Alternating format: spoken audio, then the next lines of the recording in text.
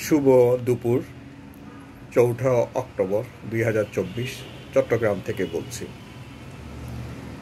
আজকে সকালবেলা আমরা বৌদ্ধ তথ্য নিয়ে আলাপ করেছি।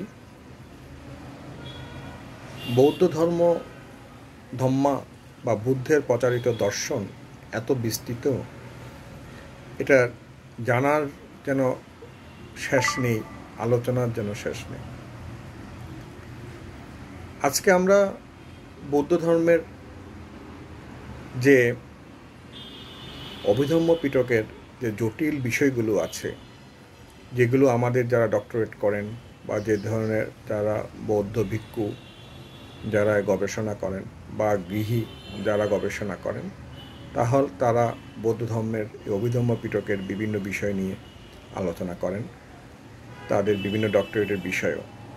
সে কঠিন শব্দগুলো সাধারণ মানুষের জন্য খুবই কঠিন। এখন যারা ডক্টরেট করেন তারা এগুলোকে আরও কঠিনভাবে বলতে খুব স্বাচ্ছন্দ্য বোধ করেন।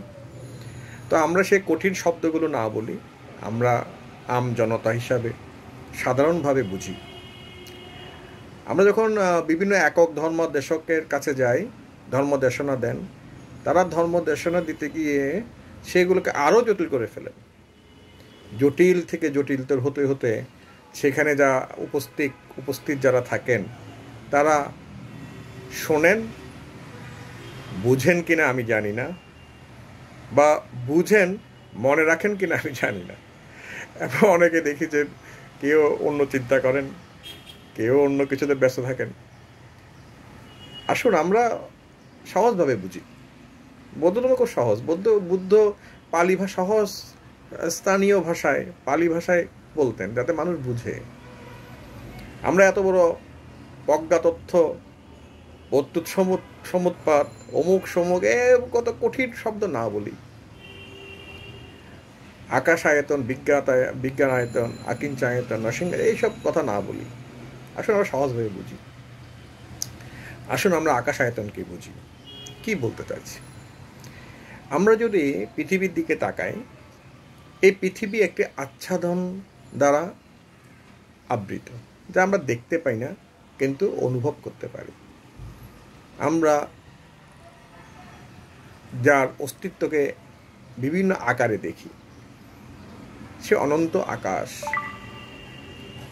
আমরা এই অনন্ত আকাশের সাথে আমরা যারা ধ্যান করি, আমরা যদি এটাকে নিজের শরীরের সাথে চিন্তা করি, মনে করেন আমার এই শরীর, আমার শরীরের উপরে একটা চামড়া, তাহলে অনন্ত আকাশ আর আমার এই শরীরের চামড়া, এটাই মনে করো আমি দেহের উপর আমার এই চামড়াটাই হচ্ছে যে আমার আকাশ। তাহলে এই অনন্ত আকাশ যদি আমরা চিন্তা করি, তাহলে এই অনন্ত আকাশের মধ্যে দিয়ে সূর্যের রশ্মি পাওয়া আসছে পৃথিবীতে, আর আকাশের নিচে অক্সিজেন আছে, বায়ুমণ্ডলের মধ্যে জলীয় বাষ্প আছে, জীবন ধারণের জন্য উপযুক্ত পরিবেশ সৃষ্টি হয়ে আছে। আমাদের এই শরীরও সেরকম। আমাদের শরীরে লক্ষ লক্ষ লোমকূপ আছে। এই লোমকূপগুলো কিন্তু খুলছে, বন্ধ হচ্ছে, কিন্তু আমরা অনুভব করতে পারি না। যারা সাধারণ মানুষ, আমরা যাতে গভীর ধ্যান করি না, তাদের পক্ষে এত গভীরভাবে অনুভব করা হয়ে ওঠে না। ধ্যানের একটা স্তরে পৌঁছালে এই লোমকূপগুলোর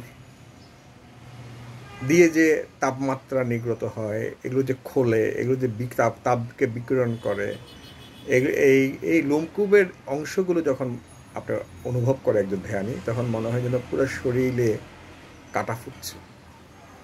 আবার এই যে চামড়া, এই চামড়ার নিচে যে কার্যক্রমগুলো আছে, চর্বির কার্যক্রম, তাপমাত্রাকে সে ধারণ করে রাখার যে কার্যক্রম, এই কার্যক্রমগুলো যদি অনুভব করে ধ্যানী, তখন মনে হয় যাতে এইগুলো জ্বলন্ত, যেন জ্বলছে। কারণ আপনার প্রতিটি শিরা উপশিরা দিয়ে যখন রক্ত প্রবাহিত হয়, তখন শক্তি নির্গত হয়, তাপ নির্গত হয়, তাপ উৎপন্ন হয়, জ্বলন্ত, শরীরটাকে জ্বলন্তের মতো। তাহলে এটার সাথে আমি যদি আকাশকে মিলাই, আকাশে যখন কোনো একটি গ্রহ নক্ষত্র আসে, তখন যখন সে এখানে আসে, বায়ুমণ্ডলের মধ্যে ঘর্ষণের কারণে সেগুলো ভস্মীভূত হয়ে যায়। তাহলে এটা তো আকাশ, বায়ুমণ্ডল, কিন্তু ওখানে অত শক্তি আছে, অত শক্তি বিরাজমান আছে, যেখান থেকে কোনো গ্রহ নক্ষত্র ঢুকলে ভস্মীভূত হয়ে যায়। আমাদের শরীরের তাপমাত্রা, চামড়াও সেরকম, যেটা আমাদের পুরো শরীরকে রক্ষা করে আছে। তাহলে খুব সহজ আকাশ আয়তন। এবার এই আকাশ আয়তনকে বুঝতে গেলে বুঝতে হবে বিজ্ঞান আয়তন। বিজ্ঞানটা কি? তাহলে এই যে আকাশ, আকাশের নিচে বায়ুমণ্ডল, আকাশের নিচে মেঘ ঘুরছে, মেঘ কেন তৈরি হচ্ছে? বিজ্ঞানটা কি? What is the science behind that? আবার বায়ুমণ্ডল, বায়ুমণ্ডলের মধ্যে বিজ্ঞানটা কি? অক্সিজেন কি? কেন অক্সিজেন বিরাজমান? আবার এই যে বায়ুমণ্ডল, এই যে বায়ু এবং জল, এই দুইটার মিলনের ফলে তৈরি হচ্ছে প্রকৃতিতে জীবের উপযোগী পরিবেশ, উদ্ভিদ প্রাণী সবাই। তাহলে এই যে উপযুক্ত পরিবেশ কারণে তৈরি হচ্ছে মাটি। তাহলে পেলাম বায়ু, তারপরে পেলাম জল, তারপরে পেলাম মাটি। বায়ু, জল, মাটির সংমিশ্রণে তৈরি হচ্ছে তাপ। তাহলে কি পেলাম? জল পেলাম, বায়ু পেলাম, তাপ পেলাম, মাটি পেলাম। এবার আমাদের শরীরে মিলাই, আমাদের শরীরের ভিতরে রক্ত আছে, জল, উপরে যে চামড়া সেটা মাটি, আমাদের যতগুলো হাড় গোড়, নাভি, আমাদের ভিতরে বিভিন্ন ধরনের শিরা, উপশিরা, সবগুলো মাটির সাথে মাটিতে মিশে যায় মৃত্যুর পরে, মাটির তৈরি। তাহলে মাটি পেলাম, রক্ত, জল পেলাম, বায়ু, শ্বাস নিচ্ছি আমরা, বায়ু পেলাম, তারপরে তাপ। একজন ধ্যানী এই তাপটা অনুভব করতে পারে যখন ধ্যান করে, যখন সে একজন জ্ঞানী, তার এই যে উপরের আচ্ছাদন, আচ্ছাদনের নিচে যে বিজ্ঞান হচ্ছে, সেই বিজ্ঞান যেভাবে তার ব্রেইন চলছে। আমরা বলি এখানে 62টা, আমি বলি 62টা ভাগ আছে। যদি বিজ্ঞান যদি গবেষণা করে 62টা ভাগ সে পাবে।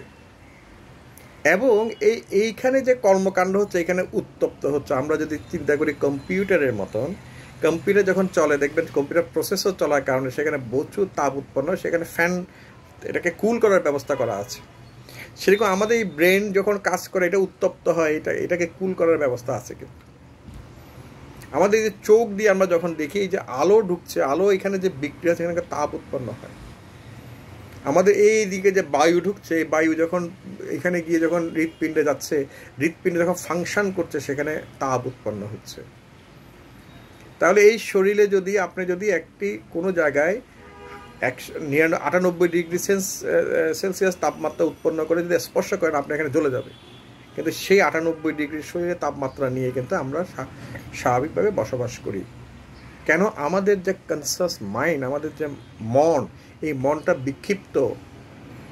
এই মনকে একজন ধ্যানী যখন স্থির পর্যায়ে আনে, তখন সেই তাপ, এই বায়ু অনুভব করতে পারে।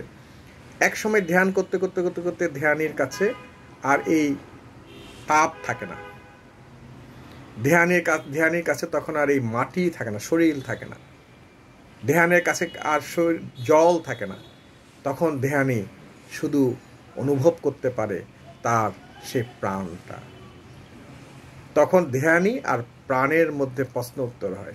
এই প্রাণটা যেন একটা হার্ড ডিস্ক, যেখানে একজন এই প্রাণ যতগুলো আকার ধারণ করেছে, যতবার সে জন্মান্তর হয়েছে, সমস্ত কিছু এখানে রেকর্ড আছে। এই প্রাণকে যখন একজন ধ্যানী জানতে পারে, সে সব কিছু জেনে যায়। খুবই সহজ পদ্ধতম্য। আমার মনে হচ্ছে না আপনাদের কাছে খুব কঠিন মনে হচ্ছে। ধর্ম যখন জেনে গেল, যখন এই জন্মের সব জেনে গেল, সব বিজ্ঞান জেনে গেল, তখন সে একটি স্তরে উত্তীর্ণ হলো। যখন সে প্রাণকে প্রশ্ন করলো, হে প্রাণ, আগে তুমি কোত্থেকে এসেছো, কত জন্ম তুমি ধারণ করেছো? উত্তর তো তার কাছেই আছে। এটা তো আমারই প্রাণ, আপনারই প্রাণ।